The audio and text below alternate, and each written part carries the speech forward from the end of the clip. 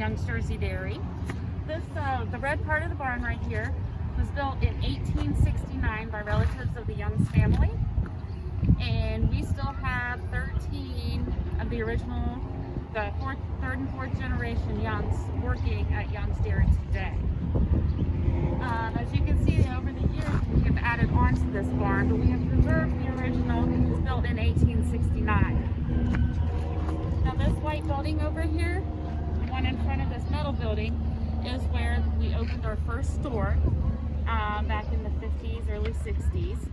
At that time, we milked our Jersey cows, we bottled our milk, and then people could come and just drop a quarter or a nickel or whatever in a jar, and then they could take their milk. Well, obviously we can't do stuff like that today, and obviously we've grown quite a bit, but we still repurpose that original store, and that's where we make the cheese and the ice cream, which we will view here in a little bit. As you can see, we have goats here on the farm.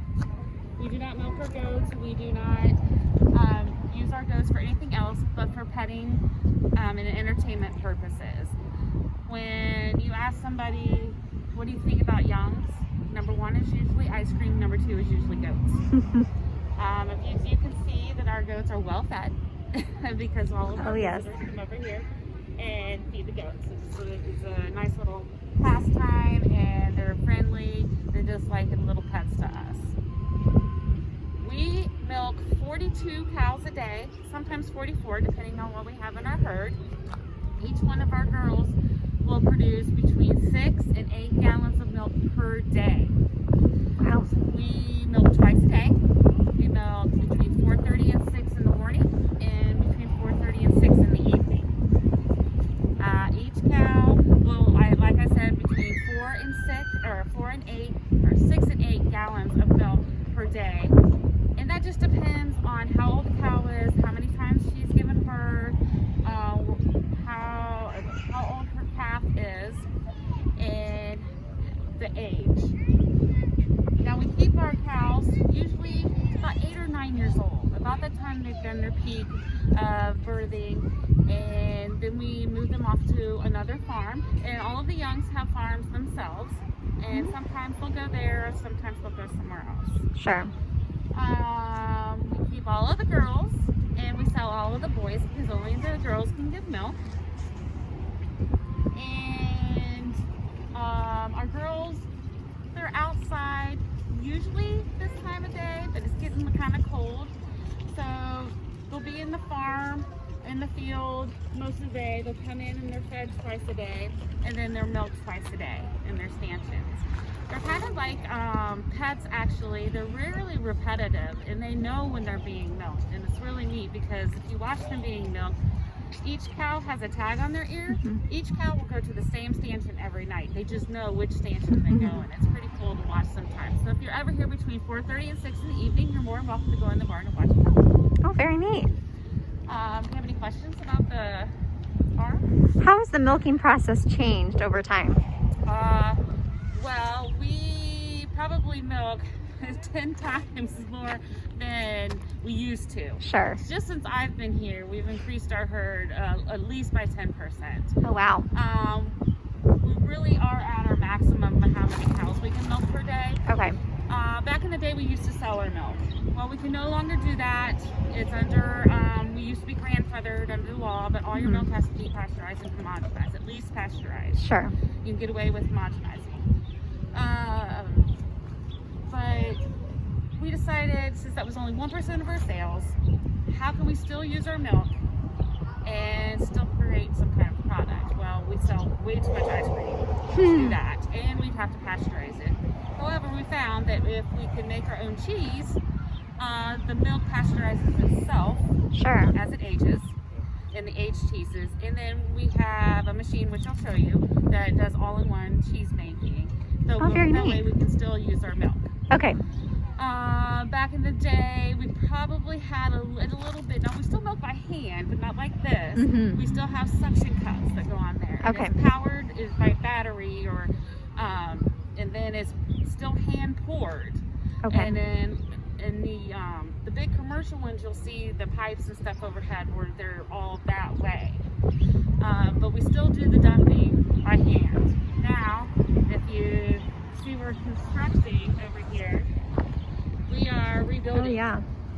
So what we're going to do is we are rebuilding the dairy store, which is going to be 3 times the size of what it is now. Oh, wow. And our plan is we are going to move all this production, I'm going to show you, over to there. That way everybody can watch it through the glass. Oh, window. very So cool. We've been wanting to do that for years, so we're hoping we can accomplish that this year. Sure. Yeah, it's really exciting.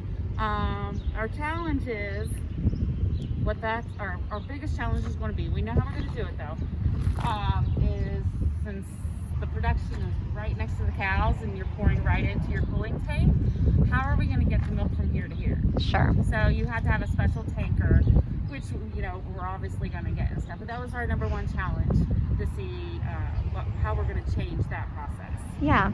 All right. Well, great. Thank you. These 2 machines right here Okay. are how we make our ice cream. Like I said, Dean Foods makes a special formula mix for us. And the mix is plain, 100% plain. That way we can add whatever we want to it. We are in the process of trying to whittle down some of, you know how there's artificial flavors and coloring and stuff like that. We're trying to, you know, whittle down some of those artificial colors and flavors as we go through the years and new products come about. But we have 2 machines. We have a small, what we call the small machine and the big machine. And the small machine will do 5 gallons at a time, and the other one will do 10 gallons at a time. Now, we serve ours in 3-gallon tubs when we dip out of. Okay. So it comes out soft, kind of like soft serve, like Dairy Queen, and then we put it into a freezer. We have this little door on there. That freezer is minus 25 degrees. We flash freeze it because if you freeze it right away at that temperature, that'll give you the creamiest ice cream with no ice crystals. So if you've ever had freezer burnt ice cream or your ice cream melts and it's refrozen and stuff like that, that is how you get those crystals in there. So if you freeze it at a certain temperature and make sure it stayed at that temperature until you bring it up to a certain dippable temperature, then you have the proper consistency of ice cream. So like I said, we like I told you before, we make 75,000 gallons of ice cream a year. Now that's not just for our store. We do have 2 outsources. Wright State University and Miami University, and now actually UD has picked up an account. So actually they serve those in their cafeterias now. So Did not know that. Big accounts that we got now. Now our ice cream is not sold in stores. Those are the only other places that we do kind of outsource our ice cream, or sell our ice cream off-site. And it's been a huge success so far. Now, do we want to do even more? I don't know. I think we're kind of at our limit right now. However, with our construction, it might be possible. Sure. We're going to have more room. We build it so we could, I mean, you can tell this is a small room and we do everything out of this one room. Wow. So we're hoping that maybe in the future we can get another ice cream machine and we can get another cheese machine, which I'll show you here in a minute, that we got from the Netherlands. But this ice cream is so good. I don't know if you guys, where are you guys from? I'm from Kettering. Kettering. Okay. Yeah, So we're both are. Here, we make anywhere from 35 to 45 different flavors a year. Yeah. This year we had to scale it back a little bit just because of the situation.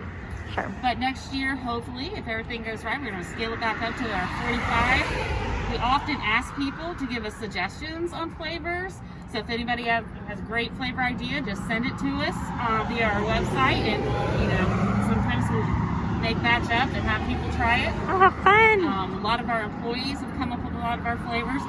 Every year we have like at least a funky new flavor that we'll try. Yeah. Sometimes they succeed, sometimes they fail. But they're all worth the try nonetheless. But if you haven't tried our ice cream, you got to come out and try our ice cream. Yes. Let's go over and I'll see if you can Perfect. see the ice or the cheese machine. I don't know if you can see it back there. Oh, The round yeah. machine. Okay. That machine we got from the Netherlands. Now, why did we get that from the Netherlands? Apparently, the Netherlands have perfected cheese making in one machine. This machine is beginning to end. If you Wow. go to some bigger places, you'll notice that they have several different stations and processing. This one does it all in one. when we milk our cows, we put it into a cooling tank where the milk is automatically cooled to a certain temperature. Now this machine, you'll dump all your milk in this machine, you'll put your cultures in there, which will coagulate and make cheese, so to say. And there's a chart on the wall and a mechanism that will bring that temperature up to a certain and cool it. It knows when to cool it and it knows when to heat it. That's how it coagulates, and they call these, it kind of looks like cottage cheese. Oh, very neat. And then at the end of the process, you'll get these, it's almost consistency of a sponge. And then we put blades in there and we cut them all up. And that's how we have cheese curds. Now the curds are the freshest cheese that you can get. Curds are cheese before you put it into a mold and press all the extra whey or moisture out of it, and then wrap it and put it on the shelf and age it. That's how you have blocks of cheese. Okay. Here's an interesting fact that a lot of people don't know. All cheese is white. Yes. Did not know that. Yes, it is. All cheese is white. Now, why does it, some of them yellow? Apparently there was a study done that kids will not eat cheese unless it's yellow. We don't know why. So, a lot of places have to put a dye in their cheese. We put vegetable rennet in there. It's natural, but it makes the color yellow. It does not affect the taste of the cheese. But we tried it. We tried putting white cheese on our burgers and the kids would not eat it. It was true. Oh my gosh. That's how we had to turn some of our cheese yellow. Sure. So, interesting Very fact. neat. Yeah. Yeah. And I see it being stirred in there too. We'll How make neat. 7 or 8 different cheeses a year. We smoke some cheeses. Our oldest cheeses, I think we have some that are 4 years and 5 years on the shelf. Okay. Our youngest cheeses are 60 days. You'll have your Swisses are young. All your soft cheeses are kind of young. Okay. The older cheeses are the harder cheeses, the ones that crumble. The more they sit on the shelf, the more pungent of a taste they will have. They say the older the cheese goes with like an older wine. Sure. In our cheese cooler, we have shelves upon shelves. Each one has to be labeled. You have to turn it every so often. That's how the flavor goes evenly throughout it. And like I said, the local department will come in and take a sample of each one of our cheeses every month and test them for certain organisms. Okay. To make sure they're safe. Because actually, cheese is basically a mold. You're adding enzymes to it. So, and it just forms as long as you get it to a certain way, it's edible. Oh, very cool. So, all right. We do make very good cheese. We didn't have any idea what we were doing. We did a lot of online research. We had somebody come in and teach us how to make cheese. And here we're going on our 12th year making cheese now. Wow, very cool. And our number one cheese is our fried cheese curds. Fried cheese curds, yeah. All right, thank you. Hey guys, I'm going to take you through a tour of some goats and the calf All right, here. go for it. All the goats are to the right.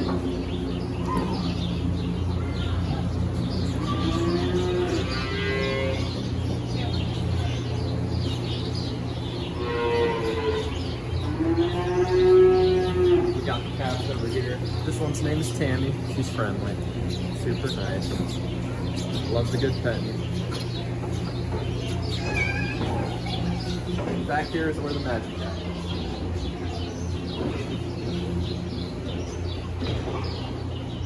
So this is where all the cows are milked. So we usually face that way, and some food is put in that bowl right there just to keep them distracted and keep them occupied while the milking process is done. You see those little red tubes too?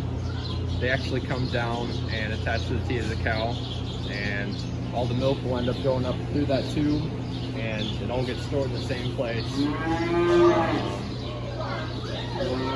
Over here too, we have a lot of slots. Like Angela said, usually they're milked 4:30 to 6 in the morning and then 4:30 to 6 at night. So this is where that happens. You can hear something going right now, but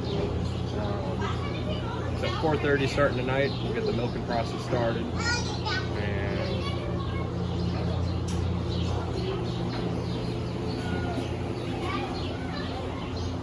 you can see up here, that pressure meter, that'll tell you how much pressure or how much suction that you'll be getting out of that.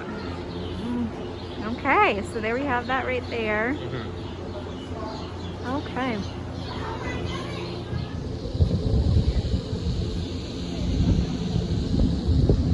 All right. So these are all of our female cows. You can see the trough right here to the left that holds all their grain. And the land that they're on right now is about 3 acres. It goes to that white fence out there and a little bit to the left of that. These are all female. All the males are sold, obviously, because they can't get milked.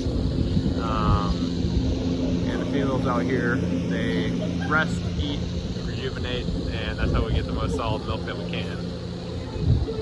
All right, thanks.